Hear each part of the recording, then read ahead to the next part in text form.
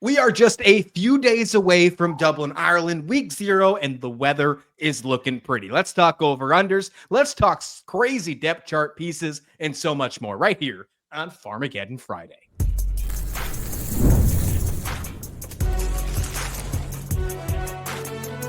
You are Locked On College Crossover, part of the Locked On Podcast Network. Your team every day. Boom! Hit me with that beat, Nick. It's a Locked On College Crossover, Farmageddon Friday, Locked On Kansas State, Locked On Cyclones. Nick Marovets, Christian Rauh here to bring you everything Kansas State and Iowa State under one roof, because for one day and one day only, August 23rd in Dublin, Ireland, that's exactly where they'll be to start off, Nick, the college football season. We are just days away from this matchup. How are you feeling, my friend? It's so hard to actively comprehend the magnitude of this situation, because I think part of it's overshadowed with football's finally back, but you have that feeling of it's like week 0 or week 1, throwaway game, not a big deal.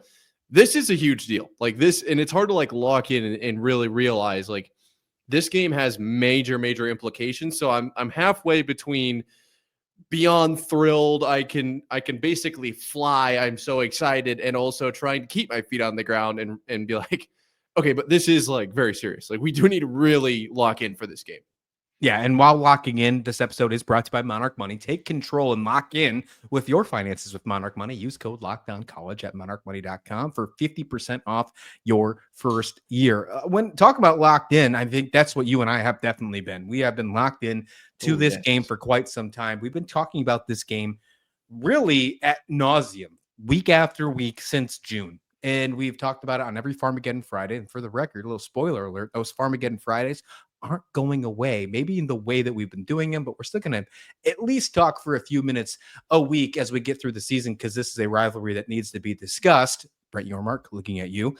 But there's a lot of things that need to be discussed when it comes to this game. For the record, you and I had a heated discussion on Locked On College Football this morning. Go check that out.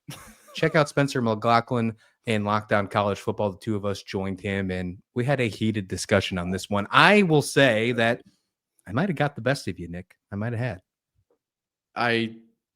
No comment. The viewers have to go determine this for themselves. Let's move it on.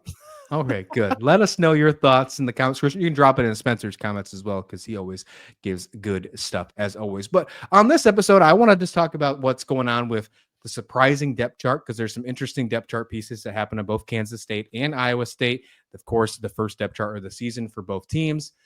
We're going to get in with our friends in FanDuel. We're going to talk about some of these college football odds, over-unders, the spreads, where they're sitting at right now, and how we're feeling about this game. And let's start right there.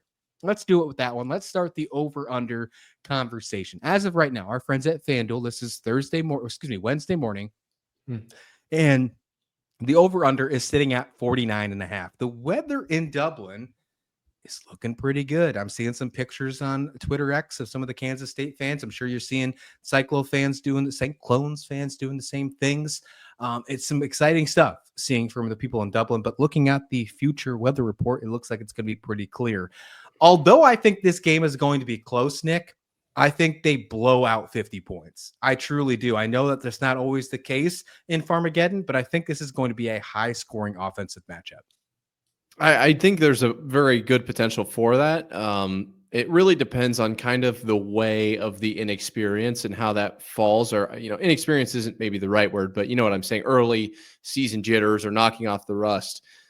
Is it the defense or is it the offense? I think for Iowa State, I'll kind of just get the obvious out of the way here. There are 2,300 yards missing from last season. 167 receptions, I believe, is the number. So Iowa State's going to have to figure out what's going on there. Is it going to be some fancy stuff early on in the season? Do they want to play their hand that early before not? I don't really know exactly how that's going to play out for Iowa State. But Kansas State, I think, is going to have a tough time against Iowa State's defense. And so I'm very curious, because I could see this game blowing 50 out of the water. Really could be 33-40 or, whatever. I think we could see both teams in the 30s really easily. I wouldn't be shocked. I would be significantly more shocked if the score was 10-14, but I wouldn't be sitting beside myself. I would also be able to rationalize how that happens. Even if it isn't Kansas State's defense, it's Iowa State's offense. If it isn't Kansas State's offense, it's Iowa State's defense. I think I can work out both sides of this equation. So it's going to come down to which team is more prepared and then which team responds, right? Which team punches first and which team reacts, and how do they react? Because everyone's got a plan till they're punched in the mouth, right? Like that's just how this goes. So if Kansas State comes out and scores 17 unanswered, can Iowa State figure it out?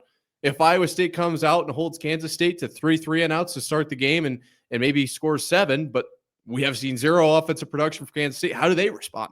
And I think that's going to be the story of this game, because it is week 0. It's going to come down to who starts how and how does the other team respond. I'm with you. Yeah. Our friends at FanDuel also believe, this is a fun one too. For the record, you mentioned about it could be a 4-point victory. Well, Kansas State, it's a 3.5-point favorite right now. We'll see if that line shifts anytime in the next couple of days. I don't see it changing too much, to be completely honest, because week 0, there's not really much you can do to sway that back and forth, unless the availability reports that are supposed to come out starting today for the rest of the week bring some bad news for some of our teams, one of our teams here. Look, we've been talking wide receivers, especially on the Iowa State side. That's kind of been like the narrative going into this week. Definitely. One of the big narratives, of course, 167 receptions, the magic number, all that kind of conversation, blah, blah, blah. But FanDuel believes that maybe it's not that big of a deal, or they don't just have faith in your running game. I'm not sure. The reason I'm bringing that up is because when you look at some of these player props that FanDuel has, they have some great player props. Avery Johnson is seen as if you want to do the over-under on his passing props, 198.5 is the over-under there. But for Rocco Becht, it's 228.5 if you want to play that. They believe that Rocco's going to throw more passing yards than Avery in this one. Do you believe that's just because of scheme, because of the play calling possibilities, or because they truly believe in the wide receivers, or they just don't believe in the running backs? What's your thoughts on that? I would guess it's because of the tight ends. To be completely honest, I think the tight ends are going to be a major part of Iowa State's offense this season. We've talked about it, as you said, ad nauseum. I do think that Chase Sowell and Xavier Townsend are going to have high-end playmaking ability that Iowa State needs. Eli Green is going to be in there as well at the wide receiver position. I would also argue that we will see a fair amount of production out of the backfield in the passing game. So I think that could also be contributing to that number. I will say, a little preview of the depth chart, no River Peppers on the depth chart for Iowa State, a name that was thrown around as a good receiving back option. So I thought it could be a potential special package, but definitely worth mentioning. I don't know too much about Kansas State's side of the fence there. I feel like it's more so for me, Iowa State, more passing yards than Kansas State is how I'm looking at that line, as opposed to like, is the number too high or too low? And I do want to, I don't know if you want to talk about this in the second segment or not. I just genuinely don't know, but I want to get your opinion on that spread just right away, because this game does always end up so close. Is Kansas State that much better this season? We don't need to get into actual predictions. That'll be Friday. But like, break it down a little bit more. I know it's like historically correct, but from what we've heard this offseason, it should be more, no? I haven't truly changed my view on this all offseason. I mean, you can have the fun banter back and forth, but I truly think this is a coin flip game.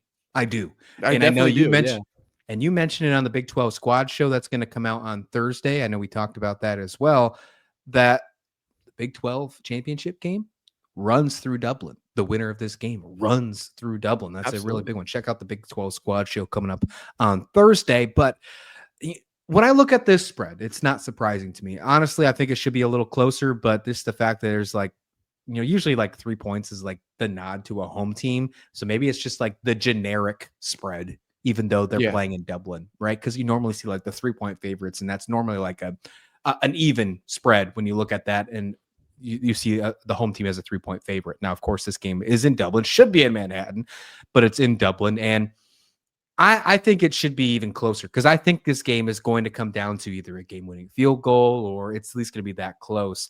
When I give my full prediction out on our final Farmageddon Friday episode before the game on Friday, you'll hear that this is going to be a close prediction. Just a little heads up on that one. So I'm not surprised that it's close. I'm not. Now, I will say I do think Kansas State has had a great offseason, and you can say Iowa State has too, but I truly believe, and this kind of tests the fact that you haven't heard much of Kansas State. That is kind of a good thing. No news is good news sometimes, Nick, but I have this narrative about those wide receivers of Iowa State.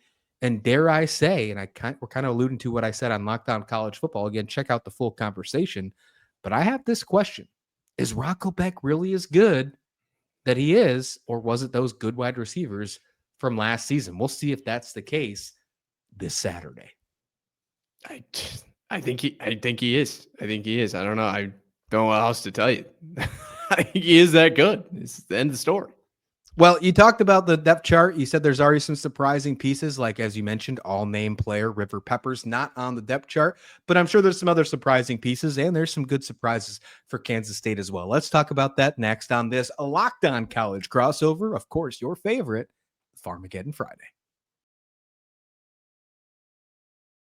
This episode of Locked On College Crossover is brought to you by Monarch Money. Most people name their finance accounts. They can't name their financial accounts and even what they're worth, whether it's a 401, properties, investments, you name it. And when you don't have the full picture, you can end up leaving money on the table. We all know you don't want that to happen. That's where Monarch Money comes in. It's an all-in-one personal finance tool that brings your entire financial life together in one clean, easy-to-use interface on your laptop or your phone, so it's always available for you. Monarch does the heavy lifting. You can link all your accounts in minutes, see clear data, visuals, and get smart categories of your spending, and finally feel in control of your money. It's a weight off your shoulders without even touching one of those nasty spreadsheets. So you got to check out Monarch Money, and don't let this financial opportunity slip through the cracks. Use code LOCKEDONCollege at monarchmoney.com in your browser for half off your first year. That's 50% off your first year at monarchmoney.com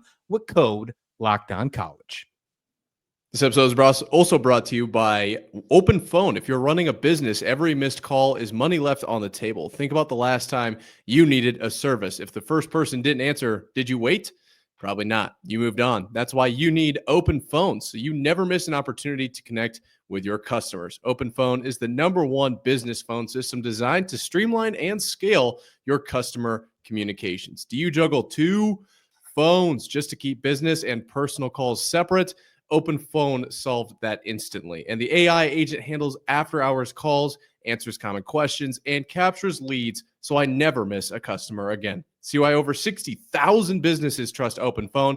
They're offering Locked On listeners 20% off your first 6 months at openphone.com/LockedOnCollege. That's OPENPHONE.com/LockedOnCollege. They'll even pour over your existing numbers for free. Open Phone.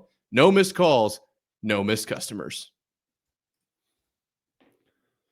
Let's get back into it. Locked On College crossover, Farmageddon Friday, Locked On Kansas State, Locked On Cyclones. And, you know, the depth chart came out this week for the first time for the season. That just gives you that nice little warm, fuzzy feeling that the football season is right around the corner. And we don't have to tell you that because we are days away from Dublin, Ireland. I don't even know how it must feel for 100 and some odd change of other teams that don't get to play a game this week. I don't know how it feels. I don't want to know how it feels because I'm so excited that we get college football, Kansas State and Iowa State right away. We are 2 of the 3 Big 12 teams fighting in this matchup. Kansas Jayhawks are the other Big 12 team that's playing against Fresno State in the week 0. But other than that, this is the only game right off the bat, standalone. Everybody's going to be watching Kansas State, Iowa State. These depth charts came out, and there's some interesting pieces that popped up in my mind. And when I look at Iowa State's, I see some interesting pieces as well, some that I did not expect to see on there. Looking at this depth chart, Nick, what really came and popped out to you? What are some of the things that you saw that were either surprising or maybe you just didn't expect to see a name either starting or a little higher up on the depth chart? I'm actually kind of curious to hear, and just in a second here, what you're surprised by, because I think for the most part, this is about what I would have expected.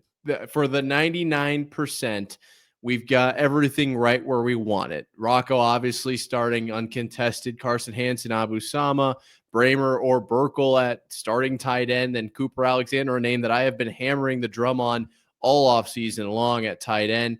You work your way down through the wide receivers. All of those names we have heard a lot about. And the offensive line is where the biggest, kind of battles are still happening, especially at center between Barrett Black and Boniface. Other than that, I think they nailed it. Like I just was not shocked by this. On the defensive side, I think is where a lot of my attention lies, to be completely honest. You got Vontae Malone backing up Tomato McDonough. You got Kamari Moore behind Dominique Orange. That is a true freshman in there at 6'1", 320 listed on the depth chart I've got in front of me. Also look out for Ike Eziogu, the defensive end across from Tomato McDonough. That guy has been chatted about a lot this offseason, just for you Kansas State listeners out there. I think linebacker is definitely one of the strongest suits of Iowa State. We've talked about this ad nauseum, but it looks like starting will likely be Caleb Bacon, Cooper Ebel, and then Will McLaughlin or Carson Willick. So 4 absolute dogs. I don't know how they're going to be used exactly against Kansas State, but you're going to get really high-end talent no matter what. So be aware of that. And then the safety and corner position, there are a few more ors, I think, in this area. You got Kaijan Cummings-Coleman or Carson Van Dinter, and then you've got Benny Ngoye or Eddie Lemos at the corner position there. So to me, I'm not too shocked. Like, this is pretty much par for the course of what we've been hearing this offseason. A couple ors in some interesting spots, but that's pretty standard for Iowa State. What were you shocked by here, Christian? Yeah, well, maybe it's an or thing. I don't know if that's the reason, but initially we've been talking again, going back, because the first thing that came to my mind when I saw this depth chart, because that is my biggest concern and really biggest question about Iowa State, is the wide receivers. And maybe it's just an or thing. Maybe I'm reading too far into it.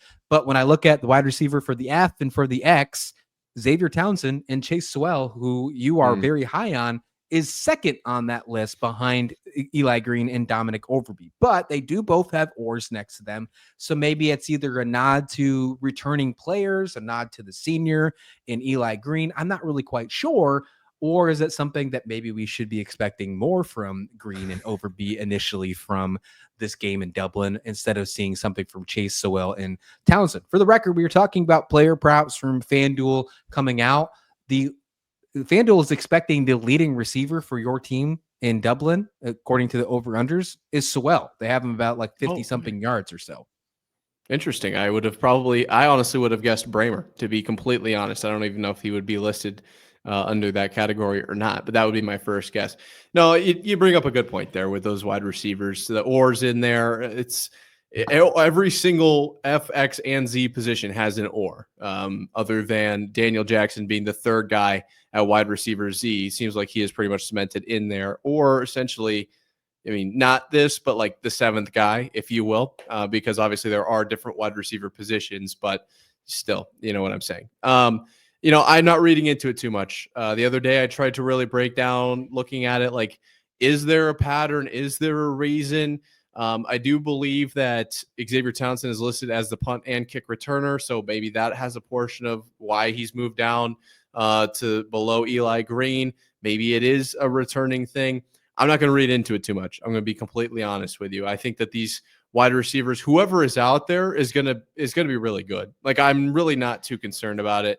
But I do think Xavier Townsend, we can expect a more utility role from him. And I think my guess is that Chase Sewell is going to be a bit more of a deep threat red zone option.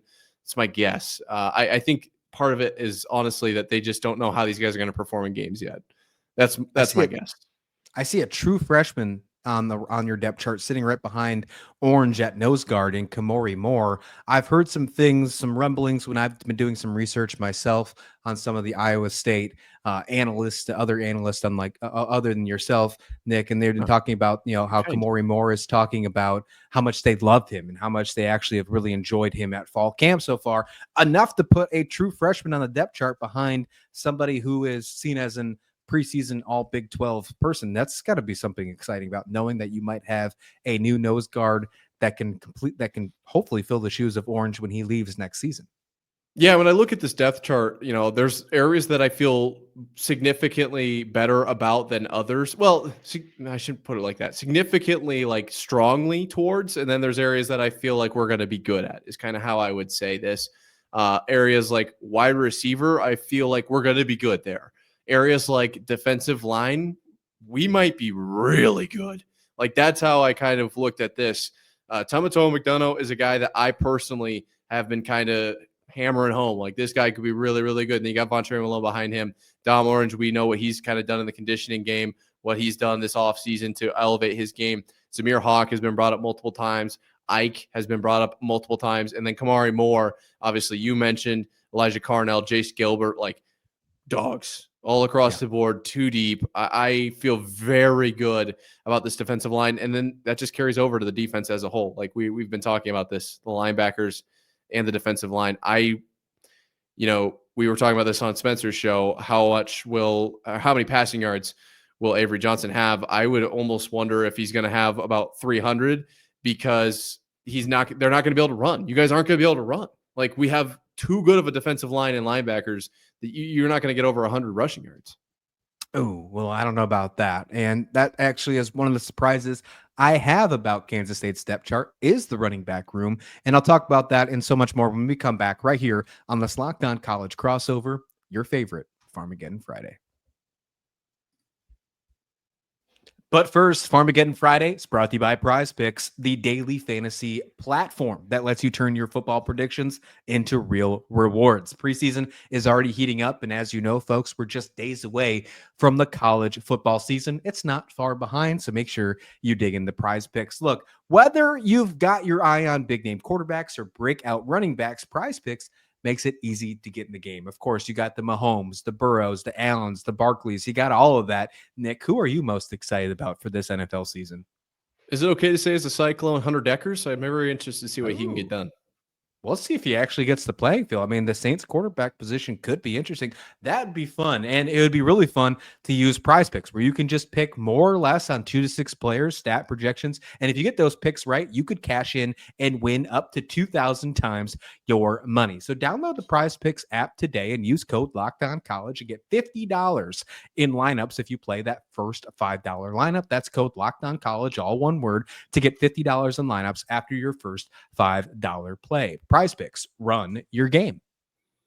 This episode is also brought to you by FanDuel. August 26th is officially FanDuel Futures Day, a brand new holiday for football fans who live for bold predictions and preseason hunches. For just 24 hours, FanDuel is giving you deals on NFL season predictions. So whether you're calling your MVP, eyeing a long shot division winner, or ready to crown your Super Bowl champ before week 1 even kicks off, this is your moment. Christian, who is your champion in August? Oh, man. I think Kansas State fans are going to hate me for this, but I think it finally happens. I think the Buffalo Bills are going to win the Super Bowl this year. Oh, very interesting call out there. I can't wait to get over to FanDuel myself. You should visit the FanDuel app today and start planning your futures bets now because Futures Day is one day and one day only. FanDuel, play your game. Kansas State's depth chart is certainly surprising. And you mentioned heading into this segment about the running back position, how you don't think they're going to get 100 yards. Sir, I find that laughable. I do find that laughable. And I'm trying to be cordial on this show because I was a little bit mean to you on Locked On College Football. Again, check that out on Locked On College Football. I was not nice to Nick on this one. I put him in the corner. It was bad. It was not good. I even used the Princess Bride quotations. I called him out for not having a base. It was bad. It was bad, folks. So check that out. On Locked On College Football with Spencer McLaughlin for today's show. The two of us were on that episode. But talking about the running back room here, Nick, the running back depth chart is interesting. And it's not more of who's 1 or who's 2, but who's running back 3. And I mentioned, I thought Antonio Martin, this guy that people are calling him the thick one. He's a big guy. He's a big dude that's going to make some goal line opportunities. He's seen as running back 5 on the depth chart. Now, head coach Brian Anderson is saying that he's trying to catch up with the system. He came in the summer. He does have a lot of carries. He's coming from the FCS, so I think he will play catch up eventually. But this is the type of scenario that we've been talking about for weeks now, how there are going to be some of these players that are just not ready for week 0 when you are normally playing this game week 12. right? So it makes you wonder, is Kansas State going to be able to put out their fully best team on the field in Dublin? That's yet to be determined. We'll find that out on Saturday. But what I keep seeing, and it's running back 3 on the roster, there's this guy that keeps showing up everywhere. When we're talking about running backs, when we're talking about wide receivers, when we're talking about special teams, when I watch press conferences from some of these coaches at Kansas State, when I hear from other analysts talking about this team, the name keeps popping up, and I think you need to potentially put his name in your notepad because Devin Rice is everywhere. And I'm not sure if he's going to have a breakout game, a breakout play, or more action than we assume. But I can tell you that I assumed that he wasn't going to have any. So this is something to keep in mind on the running back room. Dylan Edwards, obviously still the dude. He's fast. He's electric. Joe Jackson is the thunder and lightning combination to Dylan Edwards. But watch out for Devin Rice. I'm just going to throw that out there. Maybe something happens. And if so, you can come back and say, I told you so when it's all said and done. Of course, the number one thing that I looked at was who's going to play left tackle week 0, because of course, George Fitzpatrick is out. He's been ruled out for a couple weeks now because of his medical situation in fall camp. It looks like that went to who I assumed, John Pastore. He was injured all last season, but Coach Kleiman said if he was healthy, he would have played 50-something snaps every single game last year. So they have a lot of confidence in him. So I'm excited to see him out on the field. Looking at the rest of the line, JB Nelson and Andrew Leingang have an or next to each other for the right guard position. That's an interesting piece because I thought both of them could be seen on the offensive line, potentially popping Leingang out to right tackle. But it sounds like Terrence Enos, another transfer from Pitt, has won that job. So excited to see what this offensive line can do. I think they can push someone around, and it sounds like there's the potential to have enough depth to maybe bring in more than just 5 offensive linemen healthy during this game. I'd like to see if there's going to be some rotation. Be fun to see that PFF snap grade when it's all said and done after this matchup, because it's easy to miss out on an offensive line substitution every now and again. But that's my biggest takeaways on this one. Any other questions you got for me, my friend? Yeah, I think a lot of Iowa State fans, in my opinion, are going to be concerned with the offense. And I think that's just fans in general of football. It's easy to lean towards the offense. So can you break down? I'm more specifically interested in the linebackers. Anything shock you there? But the secondary is something that we've chatted about from time to time for Kansas State.